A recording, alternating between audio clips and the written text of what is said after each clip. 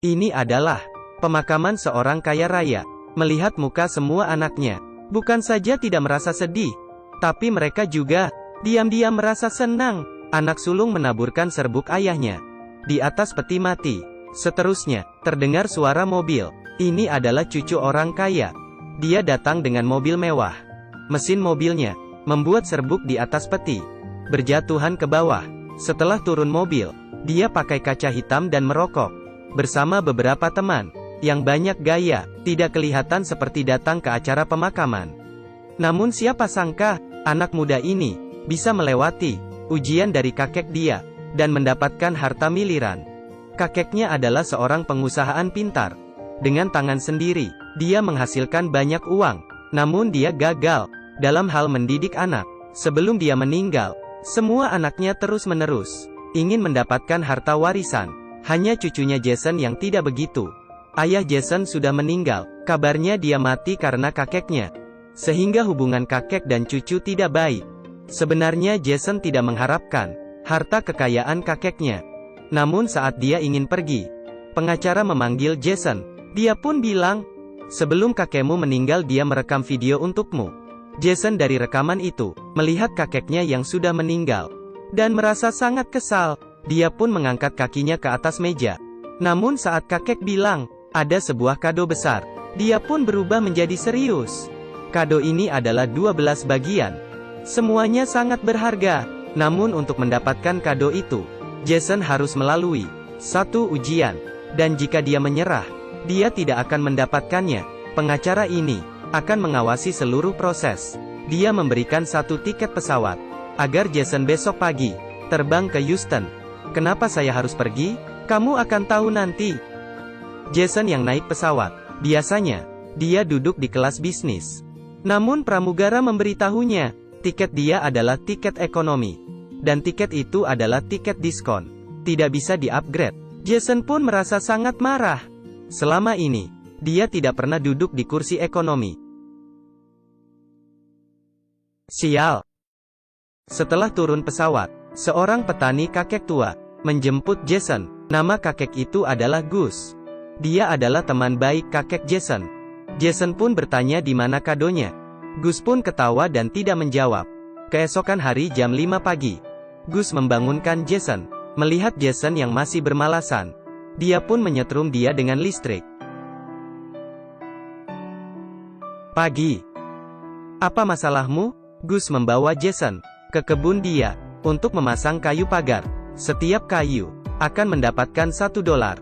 Dulunya, kakeknya pernah mengerjakan pekerjaan itu. Namun Jason tidak menganggap uang yang sedikit itu. Setelah Gus pergi, dia pun mulai tidur di atas kayu. Melihat Jason yang pemalas, Gus hanya tinggal diam. Dan setiap pagi jam 5, dia membawanya ke kebun. Jason pun sadar, mungkin ini adalah ujian pertama dia. Daripada bosan, akhirnya dia mulai memasang kayu pagar ke tanah. Awalnya dikerjakan dengan kacau. Gus sangat kecewa. Namun setelah beberapa hari, Jason memasang kayu pagar dengan rapi dan sangat bagus. Jason akhirnya melalui ujian pertama. Gus membawa dia pulang ke bandara dan bilang ke dia, "Apapun yang kamu kerjakan, jika dikerjakan seperti Anda memasang kayu pagar, maka Anda akan berhasil." Namun Jason tidak mengerti. Dia bertanya balik, "Mana hadiah saya?" Gus hanya tertawa dan tidak menjawab. Jason yang merasa dipermainkan sangat marah dan menemui pengacara tadi. Namun pengacara bilang, "Kerja adalah kado pertamamu." Jason pun kesal dan merasa dipermainkan. Dia pun ingin menyerah. Namun pengacara suruh dia tetap bertahan karena kejutan ada di akhirnya. Jason akhirnya pulang ke rumahnya. Dia sangat terkejut. Apa yang terjadi? Pria ini sebelumnya adalah orang kaya raya. Namun sekarang dia miskin. Rumah mewah diambil orang. Semua perabot dikosongkan saat dia ke tempat parkir. Mobilnya juga diambil orang. Dan semua ini adalah rencana dari kakeknya yang sudah meninggal. Kakeknya bilang ke dia, ketika kamu serba tidak ada, dia akan mengerti tentang kehidupan. Dulunya Jason menghabiskan sebagian besar waktu bersama teman-temannya. Ujian seterusnya adalah dalam 1 bulan, dia harus menemukan teman sejati. Jason pun mencari pacarnya. Saat Jason masih kaya raya, pacarnya sangat baik. Mereka pacaran lumayan lama, dan mereka pasti ada perasaan. Keduanya datang ke sebuah restoran mewah, dan memesan sebotol wine mahal. Namun saat ingin bayar, semua kartu kredit Jason sudah dibekukan. Jason pun meminta bantu pacarnya, agar dia membayar sekali. Namun pacarnya malah nangis. "Apa? Kamu suruh saya bayar? Lelaki bajingan, bye-bye." Pacarnya pergi begitu saja, seperti dia ditipu oleh Jason. Akhirnya informasi Jason bangkrut beredar dengan cepat. Semua teman-temannya yang mendengar Jason ingin pinjam uang, lalu menutup teleponnya. Jason pun sangat marah. Jason yang tidak ada rumah, hanya bisa tidur di sebuah kursi, dan diusir oleh seorang pembantu dengan sapu. Ketika dia di taman, dia bertengkar dengan pengemis karena memperebutkan kursi santai. Mereka ingin menentukan dengan tos uang koin. Namun, setelah mereka mencari, tidak ada uang di celana mereka. Saat itu datanglah seorang anak kecil dan memberikan 1 koin. Saat Jason melempar koinnya, pengemis menangkap koin itu, lalu dia pun kabur. Jason pun kesal dan merasa dirinya sangat bodoh, dan terus-menerus dikerjain orang. Jason yang tidak punya uang, akhirnya melihat dunia yang nyata, melihat mantannya yang ada pacar baru. Dia merasa sangat sedih. Sudah hampir 1 bulan, namun Jason belum berhasil menemukan teman sejati. Hari itu, saat Jason terbangun dari tidur, melihat pengemis serang mengganggu ibu dan anak, dia pun meneriak dan mengusir pengemis itu. Mendengar cerita Jason, Emily yang ingin membalas kebaikan Jason, setuju untuk menjadi teman sejati Jason, agar Jason bisa melalui ujiannya. Jason membawa Emily bertemu pengacara. Pengacara tanya ke Emily, apakah dia membuat kesepakatan dengan Jason? Emily yang pintar pun menjawab, "Apa keuntungan saya bersepakatan dengan dia?" Emily pun bersumpah dengan pengacara, dia akan menjadi teman sejati Jason selamanya. Namun Jason tidak berpikir begitu. Setelah berhasil, dia pun meninggalkan anak kecil itu. Dia tidak sadar, Emily yang sangat sedih, walaupun dia masih kecil. Namun dia sangat pintar. Akhirnya Jason menerima sebuah tiket. Dia kira dia bisa dapat harta warisan. Namun setelah dia lihat, angkanya sangat sedikit. Itu adalah gaji dia di kebun, sebesar $1.600. Kakek berharap Jason bisa pakai uang itu untuk membantu orang yang membutuhkan. Jason terpikir pengemis kemarin, dia ingin kasih $100. Saat dia memanggilnya, pengemis itu malah kabur. Rupanya dia ketakutan karena merampok tas. Di dalam tas, Jason menemukan kartu pengenal mamanya Emily, dan juga tagihan rumah sakit Emily. Dia baru tahu, Emily lagi sakit parah. Jason ke rumah sakit, melihat Emily yang tidak memiliki rambut. Agar Emily tidak merasa malu, dia meletakkan tas di meja dan pergi. Saat itu dia pun terpikir untuk memakai semua uang untuk membayar tagihan Emily, karena Emily adalah orang yang butuh bantuan. Tanpa dia ketahui, Jason menerima kado ketiga, yaitu kerja, teman sejati, dan makna dari uang. Seterusnya kakek berharap Jason bisa berkeluarga dan bersama orang dekat untuk merayai hari ucap syukur. Akhirnya, Jason pun ingat Emily. Saat itu Emily sedang di gereja. Dia tahu waktunya tidak banyak. Dia takut setelah dia meninggal, mamanya akan kesepian. Dia pun minta Jason menjaga mamanya. Jason tidak sanggup melihat Emily sedih, dan setuju merayakan hari ucap syukur dengan mamanya.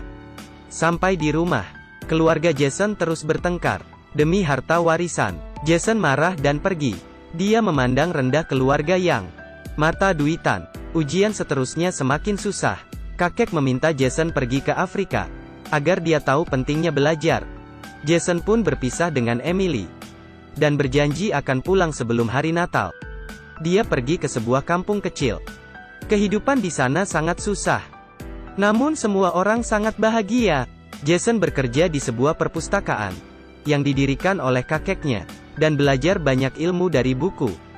Jason datang ke sini, ada alasan lain. Ayahnya dulu meninggal di situ. Hari itu, Jason bersama warga setempat pergi ke lokasi kematian ayahnya. Dia baru tahu, rupanya dulu ayahnya bosan dengan bisnis keluarga, dan ingin kabur dengan pesawat. Dan terjadi kecelakaan. Jason pun sadar, dia salah paham dengan kakeknya. Dia pun diam di depan pesawat, dan tidak tahu ada bahaya yang mendekatinya. Sekelompok penjahat menculik cucu orang kaya, dan mengurungnya di kamar kecil, untuk menebus uang yang banyak. Namun setelah 1 bulan, tidak ada tembusan. Hari itu mereka membawa Jason keluar dari kamar kecil. Matanya ditutup, lalu terdengar suara, "Senjata api. Saya ada uang. Mohon, Tuhan, ada yang mengerti apa yang saya bilang?" Jason sangat ketakutan.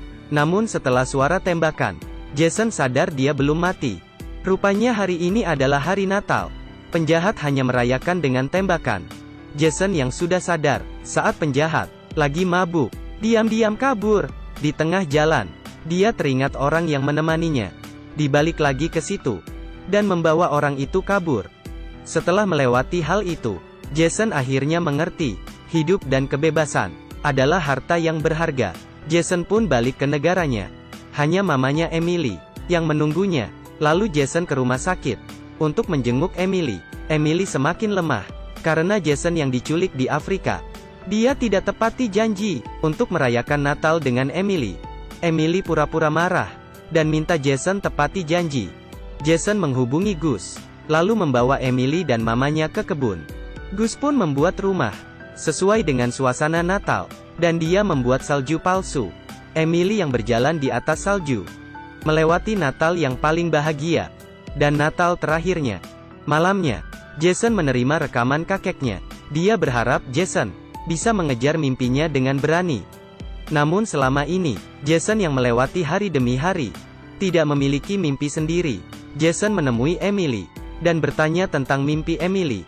Emily bilang, "Mimpi saya adalah bersama orang yang kucintai. Mereka saling mencintai. Mereka mencintai saya."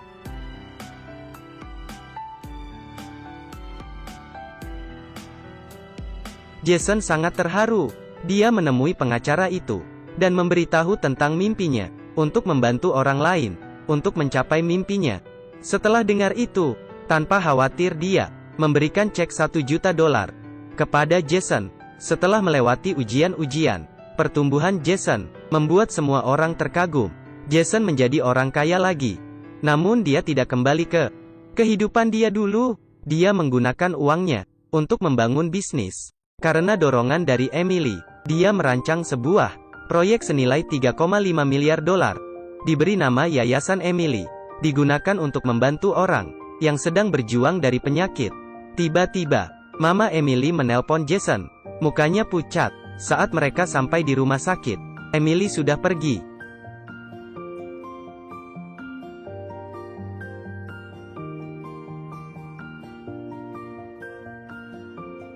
Kepergian Emily menjadi penyesalan terbesar di hati Jason, karena Emily tidak bisa melihat pendirian yayasan atas nama dirinya sendiri, Yayasan Emily. Tidak lama kemudian, pengacara menemui Jason lagi. Kakek memberikan kado terakhir, seluruh warisan kakeknya. Jason sekarang sudah memenuhi syarat mendapatkan warisan dari kakeknya sebesar $20 juta. Jika tidak inflasi, ini adalah ratusan miliar rupiah. Selama ini, Jason melalui banyak ujian, dan mendapatkan kado berharga, makna dari pekerjaan, nilai dari uang, persahabatan yang berharga, belajar ilmu baru, keluar dari masalah, memiliki keluarga, tertawa dengan hati yang bahagia, melalui hari yang sempurna. Di hari-hari yang sangat sederhana, Jason belajar untuk bekerja keras, dan berterima kasih, dan menemukan mimpinya sendiri. Terakhirnya, dan yang paling penting, dia mendapatkan cinta kasih, dan kekuatan dari orang terkasih. Film ini adalah The Ultimate Gift. Seperti film sebelumnya, The Ultimate Life. Teman yang tertarik, bisa coba cari, ditonton bersama akan makin bagus.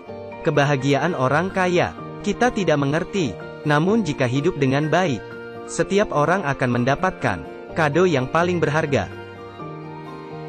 Baiklah, film berakhir di sini. Terima kasih. Sampai ketemu lagi. Bye-bye.